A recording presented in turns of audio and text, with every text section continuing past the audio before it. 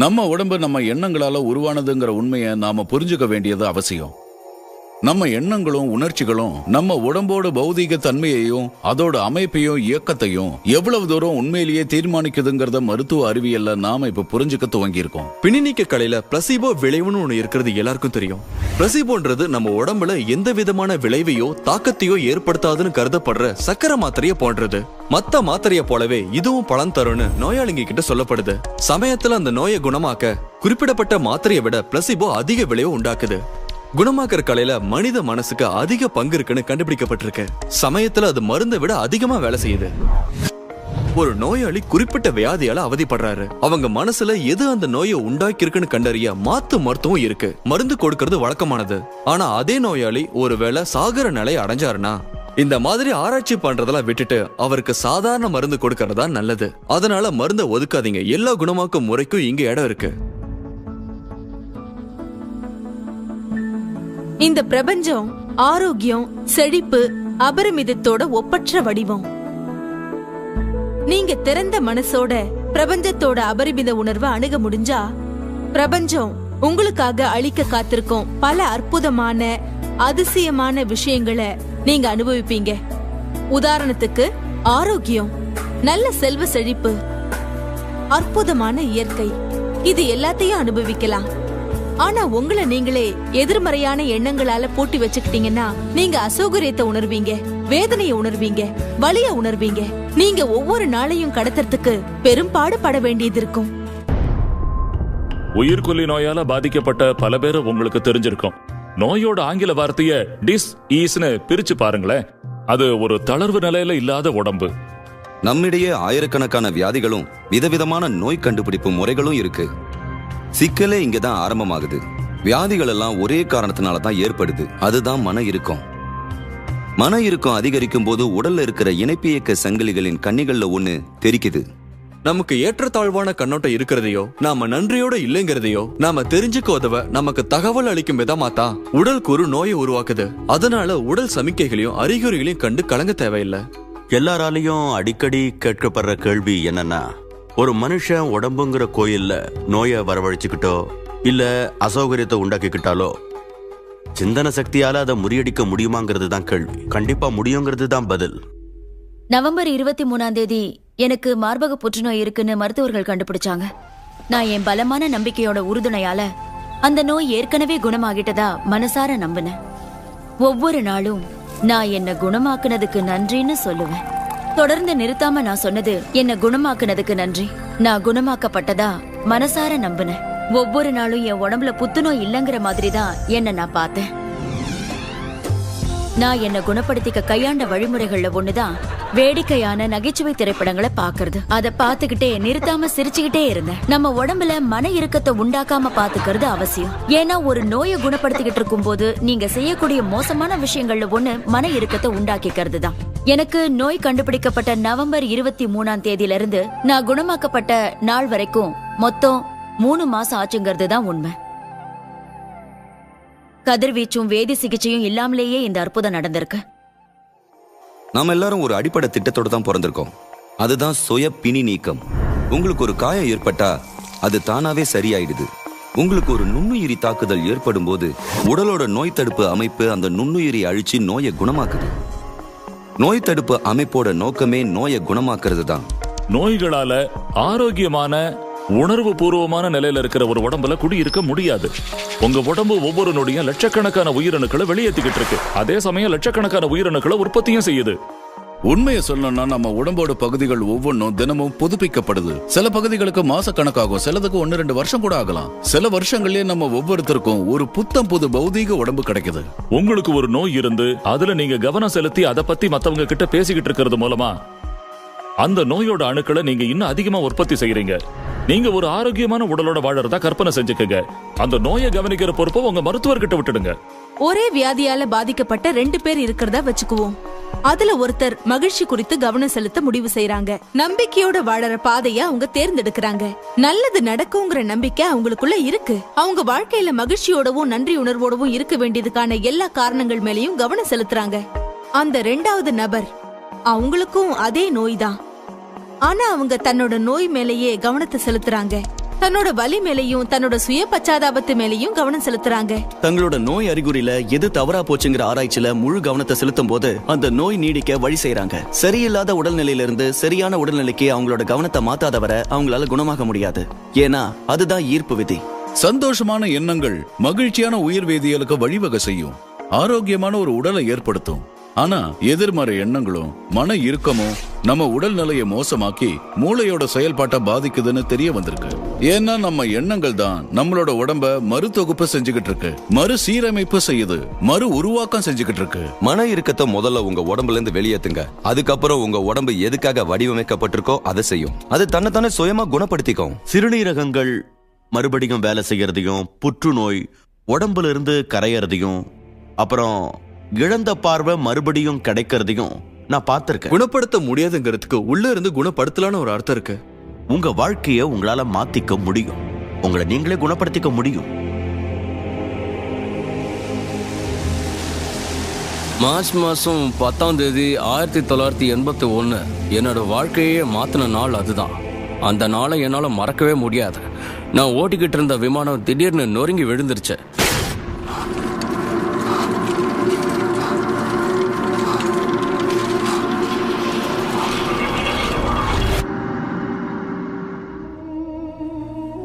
உடம்போட எந்த பகுதியையும் அசைக்க முடியாத நிலையில நான் மருத்துவமனையில சேர்க்கப்பட்டேன்.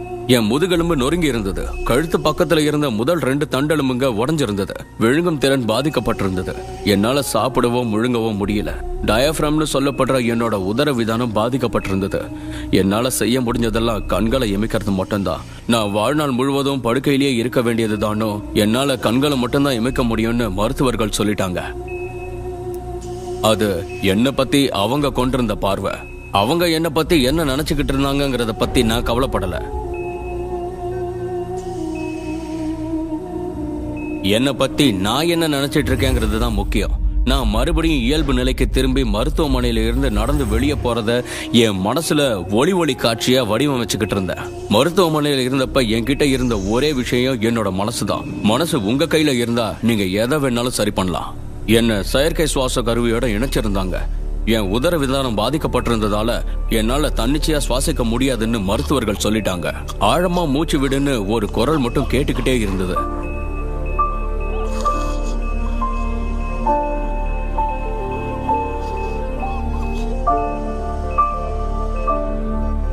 கடைசியில செயற்கை சுவாச கருவிகள் அகற்றப்பட்டது.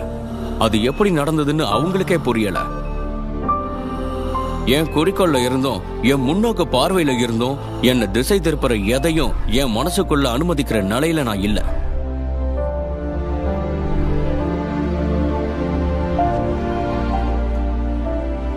கிறிஸ்துமஸ் தினத்தன்னைக்கு மருத்துவமனையில இருந்து நடந்து வெளியே போகணும்னு ஒரு இலக்கம் நிர்ணயிச்சுக்கிட்டேன்.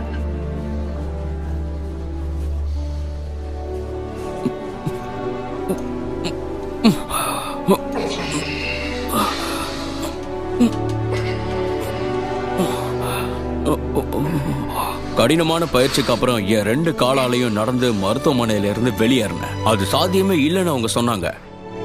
அந்த நாளை என்னால மறக்கவே முடியாது. வாழ்க்கையில ஏதாவது ஒரு விதத்துல பாதிக்கப்பட்டிருக்கிறவங்களுக்கு என் வாழ்க்கையில இருந்து ஒரு செய்தியை சொல்ல விரும்பினா அவங்களால என்னெல்லாம் சாதிக்க முடியும், என் வாழ்க்கையில இருந்து அதை சொல்லணும்னா அந்த மக்களால வாழ்க்கையில என்ன சாதிக்க முடியுங்கிறத நான் ஒரு சில வார்த்தைகள்ல சொல்லிடுவேன். மனிதன் தான் எப்படி சிந்திக்கிறானோ அப்படியே ஆகிறான்.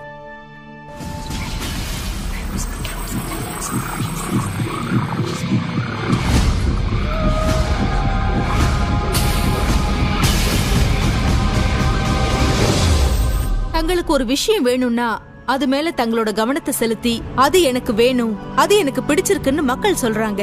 அதே சமயத்துல ஏதாவது ஒண்ணு ஒழிக்கணும்னா நாம அது மேல கவனம் செலுத்தணும்னு மக்கள் நினைக்கிறாங்க. அப்படி செய்யறது மூலமா அதை நம்ம வாழ்க்கையில இருந்து முழுசா ஒழிச்சிடலாங்கிறது அவங்களோட நம்பிக்கை. நம்ம சமூகத்துல புற்றுநோயை எதிர்த்து போராடுறதுல நாம திருப்தி அடையிறோம். வறுமையை எதிர்த்து போராடுறதுல, போதைப் பொருள் எதிர்க்கிறதுல, தீவிரவாதத்தை எதிர்க்கிறதுல, வன்முறையை எதிர்க்கிறதுல நாம திருப்தி அடையிறோம். நமக்கு தேவையில்லைன்னு நினைக்கிற எல்லாத்தையும் நாம எதிர்க்கிறோம். நாம எது மேல கவனம் செலுத்துறோமோ அதை நாம உருவாக்குறோம். உண்மையிலேயே நாம எது மேலேயாவது கோபமா இருந்தோம்னா, உதாரணத்துக்கு நடந்துகிட்டு இருக்கிற போர் மேலேயோ போராட்டத்திலேயோ துயரத்திலேயோ நாம கவனம் செலுத்தினோம்னா அதுக்கு நாம சக்தி கூட்டுறோம்னு அர்த்தம். நீங்க செய்யற ஒவ்வொரு விஷயமும் உங்களுக்கு எதிர்ப்பத்தான் உண்டாக்கும். நீங்க எதிர்க்கிற ஒரு விஷயம் மேலும் வலிமையடையுது. அதுக்கு காரணம் நீங்க ஒன்னு எதிர்க்கும் போது நான் இதை விரும்பல, ஏன்னா அது எனக்கு இப்படிப்பட்ட உணர்வை ஏற்படுத்துது, அதாவது நான் இப்ப அனுபவிச்சுட்டு இருக்கிற உணர்வை ஏற்படுத்துதுன்னு சொல்றீங்க. வலுவான இந்த உணர்ச்சிகளை நீங்க வெளியிடுறதுனால அது உங்களை நோக்கியே திரும்பி வருது. போர் எதிர்ப்பு இயக்கங்கள் அதிகமான போரையே உருவாக்குது. போதை மருந்து எதிர்ப்பு இயக்கம் அதிகமான போதை மருந்தையே உருவாக்குது. ஏன்னா நம்ம தேவையில்லாதது மேலேயே கவனத்தை செலுத்துறோம். நாம வாழற இந்த வாழ்க்கையில நம்பிக்கை, அன்பு, அபரிமிதத்துல வாழறது, கல்வி இல்லைன்னா அமைதி, இதுல கவனம் செலுத்தாம இந்த மாதிரி பிரச்சனைகளுக்கு ஆற்றலை செலவழிக்கிறது சரின்னு உங்களுக்கு எப்படி தோணுது? அன்னை தெரசா ஒரு தடவை போர் எதிர்ப்பு ஊர்வலம் எதுலயும் நான் கலந்துக்க மாட்டேன், அமைதி பேரணி இருந்தா கூப்பிடுங்கன்னு சொன்னாங்க. ரகசியத்தை அவங்க நல்லா புரிஞ்சு வச்சிருந்தாங்க. உலகத்துக்கு எவ்வளவு பெரிய சொத்தை கொடுத்திருக்காங்க பாத்தீங்களா? நீங்க போரை எதிர்க்கிறவரா இருந்தா உடனே அமைதி விரும்பியா மாறுங்க. நீங்க பட்னியை எதிர்க்கிறவரா இருந்தா இப்பவே இன்னைக்கே அபரிமிதத்தோட ஆதரவாளரா மாறுங்க. உங்களுக்கு ஒரு குறிப்பிட்ட அரசியல்வாதியை பிடிக்கலன்னா அவரை எதிர்க்கிறவங்களுக்கு நீங்க ஆதரவாளரா மாறுங்க. பெரும்பாலான சமயங்கள்ல மக்கள் யாரை எதிர்க்கிறாங்களோ அவங்க வெற்றி அடைஞ்சிடறாங்க. ஏன்னா இவங்களோட முழு கவனமும் சக்தியும் அவருக்கு கிடைக்குது. உங்களுக்கு தேவைப்படாததை விட்டுட்டு தேவைப்படுற விஷயத்துல மட்டும் உங்க கவனத்தை செலுத்துங்க. உங்களுக்கு வேண்டாங்கிறத தெரிஞ்சுக்கிறதுல பிரச்சனை இல்லை, ஏன்னா இதுதான் எனக்கு வேணுங்கிறத கண்டுபிடிக்க அது உதவுது. ஆனா உண்மை என்னன்னா, உங்களுக்கு வேண்டாங்கிறத பத்தி நீங்க அதிகமா பேச பேச, இல்லைன்னா அது எவ்வளவு மோசம்னு நீங்க சொல்ல சொல்ல, எப்பவும் அதையே படிச்சுக்கிட்டு இருந்தீங்கன்னா கூட மேல மேல அதையே உருவாக்குறீங்க. பல தடவை மக்கள் என்கிட்ட வந்து நாட்டு நடப்பு எங்களுக்கு தெரியணுமேன்னு கேக்குறாங்க. அதை நீங்க தெரிஞ்சுக்க வேண்டியது அவசியம் தான். அதுக்காக தகவல் வெள்ளத்துல மூழ்க வேண்டிய அவசியம் இல்ல. வெளி உலக அபிப்பிராயங்களை விட உங்களுக்குள்ள இருக்கிற குரலும் முன்னோக்கும் தெளிவா சத்தமா ஒலிக்கும் போது நீங்க உங்களோட வாழ்க்கைய ஜெயிச்சிட்டீங்கன்னு அர்த்தம். ஆழ்ந்த அமைதியோட இருக்க கத்துக்குங்க. உங்களுக்கு தேவைப்படாத விஷயத்து மேல கவனத்தை செலுத்தாதீங்க. அதை சுத்தி இருக்கிற உணர்வுகள் மேலயும் கவனம் செலுத்தாதீங்க. நீங்க எந்த அனுபவம் கிடைக்கணும்னு நினைக்கிறீங்களோ அது மேல கவனம் செலுத்துங்க. கவனம் போகும் இடத்துல சக்தி பாயும். உலகத்தை மாத்துறதோ இல்ல உங்களை சுத்தி உள்ள மக்களை மாத்துறதோ உங்களோட வேலை இல்ல. பிரபஞ்சத்துக்கு உள்ள இருக்கிற தங்கு தடையில்லாத போக்கோட போறதும் அதுக்குள்ள இருக்கிற உலகத்துல அத கொண்டாடுறதும் தான் உங்க வேலை. இந்த சமயத்துல உங்க மனசுல இல்லனாலும் யாரோட மனசுலயோ இருக்கிற என்கிட்ட அடிக்கடி கேட்கப்படுற கேள்விகள்ல ஒண்ணு, ரகசியத்தை இந்த உலகத்துல இருக்கிற எல்லாருமே பயன்படுத்தி இந்த பிரபஞ்சத்தை ஒரு பொருள் பட்டியலா பாவிச்சா எல்லா பொருளும் சீக்கிரம் தீந்துராதா? எல்லாரும் வங்கியை நோக்கி ஓடி அந்த வங்கியை திவாலாக்கிட மாட்டாங்களா? ரகசியத்தை கத்து கொடுக்கறதுல இருக்கிற சிறப்பு என்னன்னா, எல்லாருக்கும் நன்மை செய்யற விஷயங்கள் இங்க அபரிமிதமா இருக்குங்கிறத சொல்றதுதான். மனித குலத்தோட மனசுல புகுந்து விஷக்கிருமியா செயல்படுற ஒரு பெரிய பொய் இங்க உலா வந்துகிட்டு இருக்கு. நல்ல விஷயங்கள் இந்த உலகத்துல அபரிமிதமா இல்லங்கிறது தான் அந்த பொய். பற்றாக்குறை இருக்கு, கட்டுப்பாடுகள் கடுமையா இருக்கு, தட்டுப்பாடுகள் இருக்குன்னு அந்த பொய் சொல்லுது. அந்த பொய் மக்களை பயத்திலையும் பேராசையிலையும் கஞ்சத்தனத்திலையும் வாழ வழி செஞ்சுக்கிட்டு இருக்கு. அந்த பயம், பேராசை, கஞ்சத்தனம், பற்றாக்குறை பத்தின எண்ணங்கள் அவங்க வாழ்வு அனுபவங்களா மாறிடுது. அதனால உலகம் ஒரு விஷ மாத்திரையை முழுங்கி இருக்கு. ஆனா உண்மை என்னன்னா, எல்லாருக்கும் போக நல்லது அபரிமிதமா இருக்கு. போதுமான அளவுக்கு மேல படைப்பு மிக்க கருத்துக்கள் உலவுது. போதுமான அளவுக்கு மேல சக்தி, அன்பு, சந்தோஷம் எல்லாமே இருக்கு. தன்னோட எல்லையில்லா சக்தியை நல்லா தெரிஞ்சு வச்சுக்கிட்டு இருக்க ஒரு மனசுக்குள்ள இருந்துதான் இது எல்லாமே பிறக்குதுன்னு நான் உறுதியா சொல்லுவேன். வாழ்க்கைங்கிறது அபரிமிதமானதா இருக்கணும்னு இந்த பூமியில கால் பதிச்சுட்டு போன எல்லா மகான்களும் சொல்லிட்டு போயிருக்காங்க. நாம வளங்கள் குறைஞ்சிருச்சுன்னு நினைக்க துவங்கும் போதே அதே காரியத்தை சாதிக்கக்கூடிய புதிய வளங்களை கண்டுபிடிக்கிறோம். நாம நம்ம முன்னோக்கு பார்வையை விரிவாக்காததும் நம்மளை சுத்தி இருக்கிறத நம்ம பார்க்காததுனாலையும் தான் நம்ம கிட்ட பற்றாக்குறை இருக்குன்னு சொல்றோம். மக்கள் தங்களோட எதையும் சுட்டி காட்டுற வழியில வாழத் தொடங்கி பிடிச்சதுக்கு பின்னால போகும்போது எல்லாரும் ஒரே விஷயத்துக்கு பின்னால போறதில்ல. இதுதான் இதுல இருக்கிற ஒரு சிறப்பு. நம்ம எல்லாருக்கும் BMW கார் தேவைப்படுறதில்ல, நம்ம எல்லாருக்குமே ஒரே நபர் தேவைப்படுறதில்ல, எல்லாருக்கும் ஒரே விதமான அனுபவங்கள் தேவைப்படுறதில்ல, ஒரே விதமான உடைகள் தேவைப்படுறதில்ல, இப்படி சொல்லிக்கிட்டே போகலாம். எல்லாருக்கும் போதுமான அளவு இருக்கு. அதை நீங்க நம்புனா, அதை உங்களால பார்க்க முடிஞ்சா, அதை நம்பி நீங்க செயல்பட்டா அது உங்களுக்காக தோன்றும். அதுதான் உண்மை. உங்களுக்கு கொடுக்கப்படணுங்கிறதுக்காகத்தான், நீங்க அடையணுங்கிறதுக்காகத்தான் எல்லா அன்பும், எல்லா மகிழ்ச்சியும், எல்லா அபரிமிதமும், எல்லா செழிப்பும், எல்லா பேரானந்தமும் காத்துக்கிட்டு இருக்கு. அத உங்க முயற்சியால நீங்க தான் அடையணும். அதுக்கான பசியை நீங்க வளர்த்துக்கணும். அதை அடையணுங்கிற எண்ணம் உங்களுக்குள்ள வரணும். அந்த எண்ணம் உங்களுக்குள்ள மேலோங்கி நின்னுச்சுன்னா இந்த பிரபஞ்சம் உங்களுக்கு விருப்பமான எல்லா பொருளையும் உங்களுக்கு நிச்சயமா அளிக்குங்கிறதுல சந்தேகமே இல்ல. உங்களுக்கு சுத்தி இருக்கிற அழகான அற்புதமான விஷயங்கள் எல்லாத்தையும் ஆராதனை செய்யுங்க, ஆசீர்வதிங்க. ஆனா அதே சமயம் உங்க எதிர்பார்ப்புக்கு ஏத்த மாதிரி இல்லாதத பத்தி குறை சொல்றதுலயும் குத்தம் சொல்றதுலயும் உங்களோட சக்தியை நீங்க விரயம் செய்யாதீங்க. தேவைப்படுற எல்லாத்தையும் நீங்க அரவணைச்சுக்கங்க. அப்பதான் அது உங்களுக்கு இன்னும் அதிகமா கிடைக்கும். மத்தவங்களுக்கு ஆற்றல் கொடுக்கறதும் அவங்களோட பகிர்ந்துக்கிறதுமான ரகசியத்தை பெரும்பாலான கடந்த கால தலைவர்கள் தவற விட்டுட்டாங்க. நாம உயிர் துடிப்போட உலா வர இதுதான் சரியான சமயம். அறிவை பெருக்கிற சக்தி நம்ம விரல் நுனியில இருக்கிறது மனித குல வரலாற்றிலேயே இதுதான் முதல் முறை.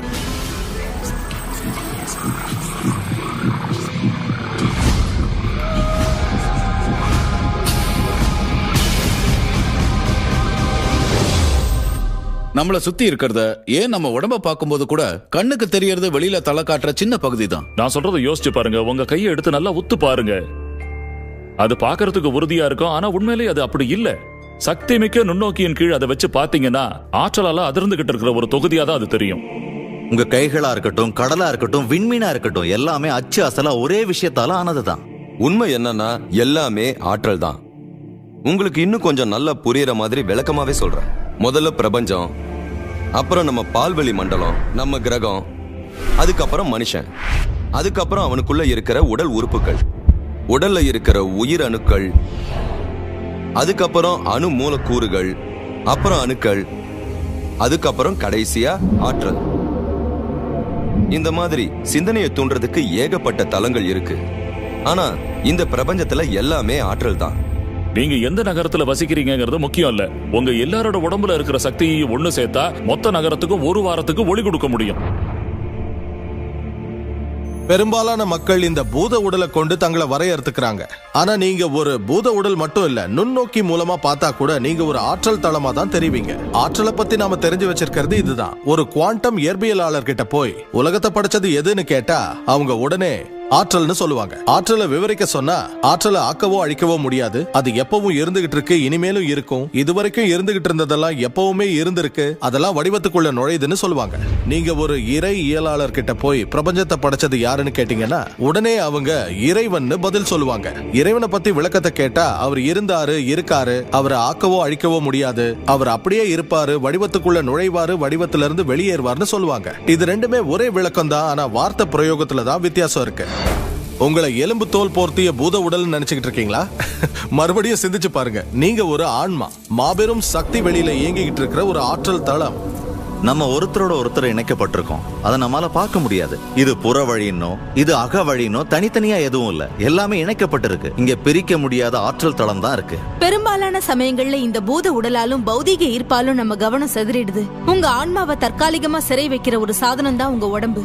ஒரு அறையை நிரப்பக்கூடிய அளவுக்கு உங்க ஆன்மா ரொம்ப பெருசு. நீங்க ஆதி அந்தம் இல்லாதவர். நீங்க தான் சக்தியின் பிறப்பிடம்.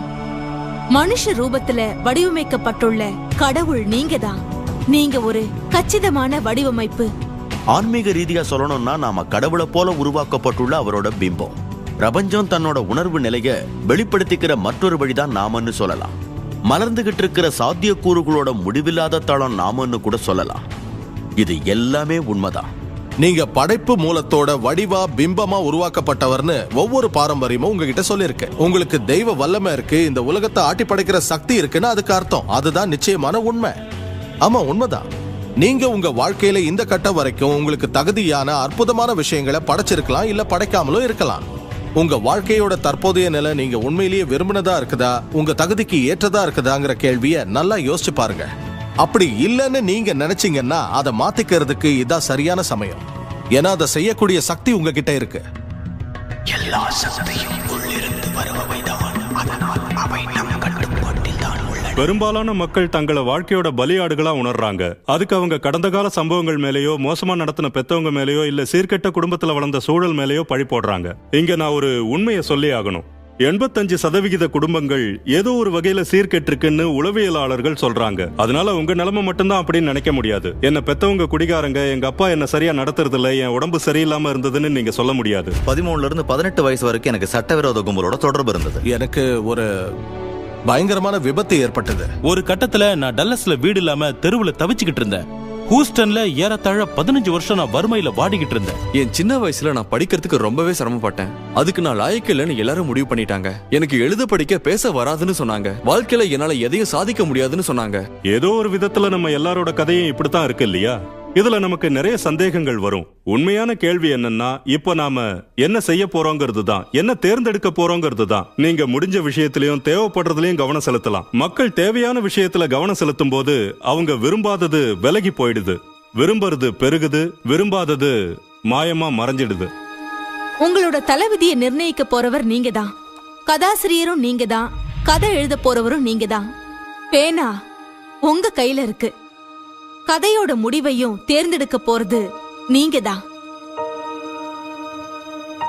ஈர்ப்பு விதியோட சிறப்பான அம்சம் என்னன்னா, நீங்க இப்ப எங்க இருக்கீங்களோ அந்த இடத்துல இருந்து தொடங்கலாம். நீங்க சீரான நல்ல எண்ணங்களை சிந்திக்க தொடங்கலாம். இணக்கமான மகிழ்ச்சியான உணர்வுகளை நீங்க உங்களுக்குள்ள உருவாக்க தொடங்கலாம். அதுக்கு ஏத்த மாதிரி அந்த ஈர்ப்பு விதி உங்களுக்குள்ள செயல்பட தொடங்கும். இந்த பிரபஞ்சத்துல எல்லாமே போதுமான அளவுக்கும் மேலா உபரியாவே இருக்கு. உங்களுக்கு எல்லா விஷயமும் நல்லபடியாவே நடக்குதுன்னு நம்புங்க. உங்களுக்கு இன்னும் வயசாகல, நீங்க இன்னும் இளமையா தான் இருக்கீங்கன்னு நினைச்சுக்கோங்க. நம்மளோட விருப்பம் என்னவோ அதை நம்மளால உருவாக்க முடியும். ஈர்ப்பு விதி அதை நிச்சயமா உங்களுக்கு உருவாக்கி தரும். உங்களை நீங்களே முழுமையா விடுவிச்சுக்குங்க. பரம்பரை பழக்க வழக்கங்கள்ல இருந்து, சமுதாய நம்பிக்கைகள்ல இருந்து, கலாச்சார குறியீடுகள்ல இருந்து விடுதலை ஆகுங்க. உலகத்துல பரவி இருக்கிற சக்தியை விட உங்களுக்குள்ள இருக்கிற சக்தி அதிகம்னு உங்களால ஆணித்தரமா நிரூபிக்க முடியும். நீங்க ஒரு விஷயத்த நினைச்சிட்டு இருப்பீங்க, இதெல்லாம் கேட்கறதுக்கு நல்லா இருக்கு, ஆனா இதெல்லாம் என்னால செய்ய முடியுமா? இல்லனா நான் இதை செய்யறதுக்கு இவ சம்மதிக்க மாட்டேங்கிறா, இல்லனா அவன் என்ன இதை செய்ய விட மாட்டான், இல்லனா இதை செய்யறதுக்கு என்கிட்ட போதுமான பணம் இல்ல, இல்லனா இதை செய்யற அளவுக்கு நான் பலசாலி இல்ல, அந்த அளவுக்கு என்கிட்ட பணமும் இல்ல, என்னால முடியாதுன்னு நீங்க சிந்திச்சுக்கிட்டு இருக்கலாம். முடியாதுன்னு நீங்க சொல்ற ஒவ்வொரு வார்த்தையும் ஒரு படைப்பு தான். உங்களால் முடியும் என்று சிந்தித்தாலும் முடியாது என்று சிந்தித்தாலும் இரண்டுமே சரிதான். இதுக்கு ஏதாவது எல்லை இருக்கா? நிச்சயமா இல்லவே இல்ல. நாம எல்லாரும் எல்லையில்லாத சக்தி உடையவங்க. நமக்கு உச்சவரம்பே கிடையாது. இந்த கிரகத்துல வாழ்ந்துகிட்டு இருக்கிற ஒவ்வொரு மனுஷனுக்குள்ளேயும் உறைஞ்சுகிட்டு இருக்கிற திறன்கள், திறமைகள், இயற்கையா கிடைச்ச வரப்பிரசாதங்கள் மற்றும் சக்திக்கு எல்லையே கிடையாது.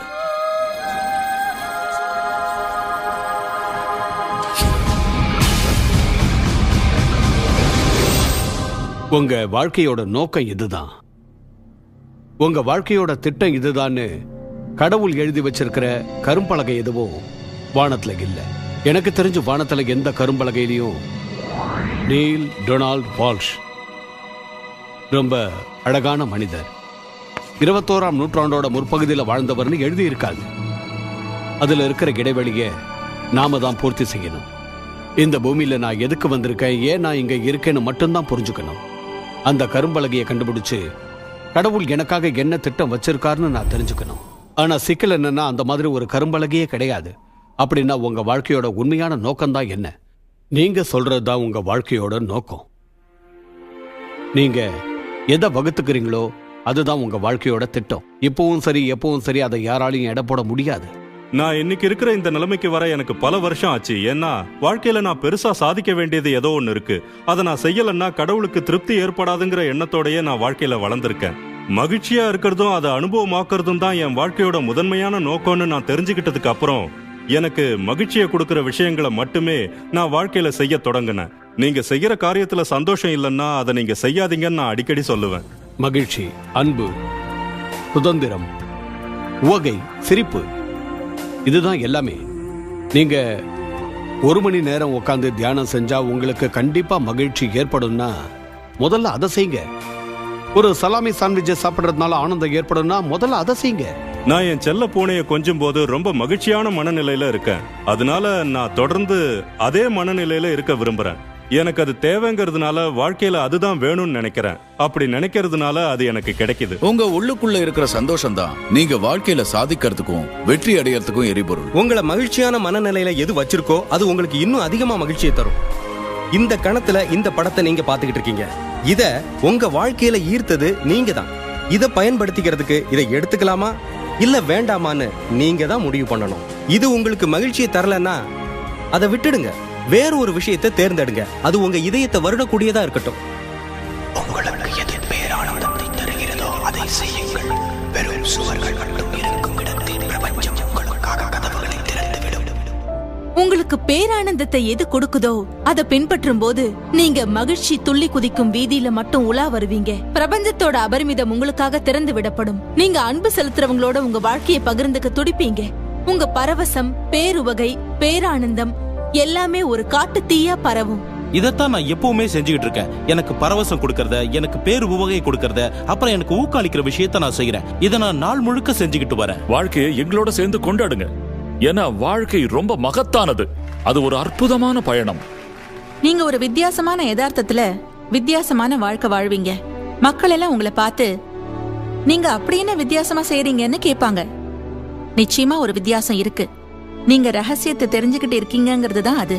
உங்களால இதை செய்ய முடியாது, நீங்க இப்படி ஆக முடியாது, நீங்க இதை பெற முடியாதுன்னு ஒரு சமயம் மக்கள் சொன்னதையெல்லாம் இப்ப உங்களால செய்ய முடியும். இப்ப நாம ஒரு புது சகாப்தத்தை நோக்கி போய்கிட்டு இருக்கோம். இதுல நாம தாண்ட வேண்டிய கடைசி கடல் நோக்கி நம்ம பயணப்படுறோம். ஸ்டார் ட்ரெக்ல வர்ற மாதிரி அது விண்வெளியா இருக்காது.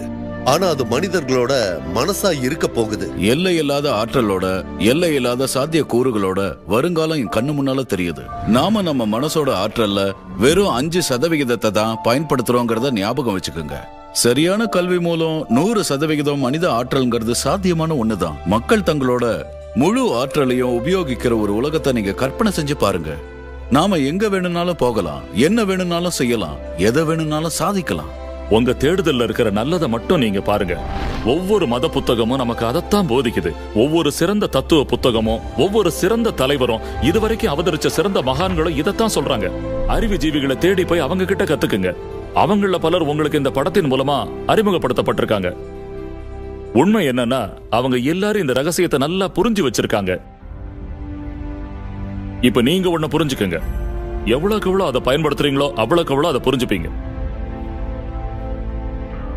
மகிழ்ச்சியா இருக்க உனக்கு எல்லா உரிமையும் உண்டுன்னு ஏதோ ஒண்ணு உங்ககிட்ட தொடர்ந்து சொல்லிக்கிட்டு இருந்ததுனாலதான் நீங்க உங்க வாழ்க்கையோட இந்த கட்டத்தை வந்து அடைஞ்சிருக்கீங்க. நீங்க இந்த உலகத்துக்கு பெருமை சேர்க்கவும் அதோட மதிப்பை கூட்டவும் அவதரிச்சிருக்கீங்க. சிறப்பாவும் மேன்மையாவும் விளங்குறதுக்காகத்தான் உருவாகி இருக்கீங்க.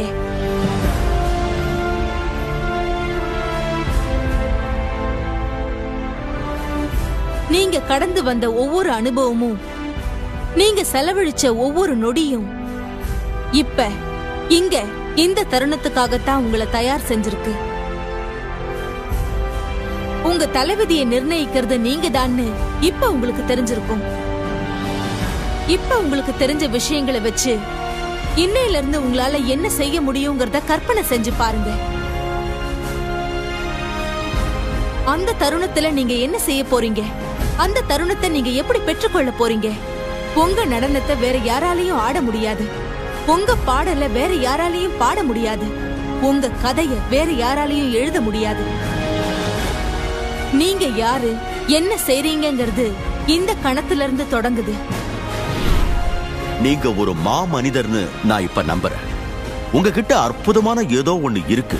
உங்க வாழ்க்கையில உங்களுக்கு இதுவரை என்ன நடந்திருந்தாலும், நீங்க உங்களை எவ்வளவு இளமையாவோ அல்லது முதுமையாவோ நினைச்சுக்கிட்டு இருந்தாலும், நீங்க சரியான சிந்தனையை சிந்திக்க தொடங்கிட்டா உங்களுக்குள்ள உறைஞ்சிருக்கிற அந்த ஏதோ ஒண்ணு இந்த உலகத்தை காட்டிலும் பெருசா இருக்கிற அந்த மாபெரும் சக்தி உருப்பெற தொடங்கும். அது உங்க வாழ்க்கையை ஆக்கிரமிச்சுக்கும். அது உங்களுக்கு உணவளிக்கும், உடை அளிக்கும், உங்களை பாதுகாக்கும், உங்களுக்கு வழிகாட்டும், உங்க இருத்தலை நீடிக்க செய்யும். இதையெல்லாம் நீங்க அனுமதிச்சீங்கன்னா அது கட்டாயமா செய்யும். அது நிச்சயமா நடக்கும்னு எனக்கு உறுதியா தெரியும்.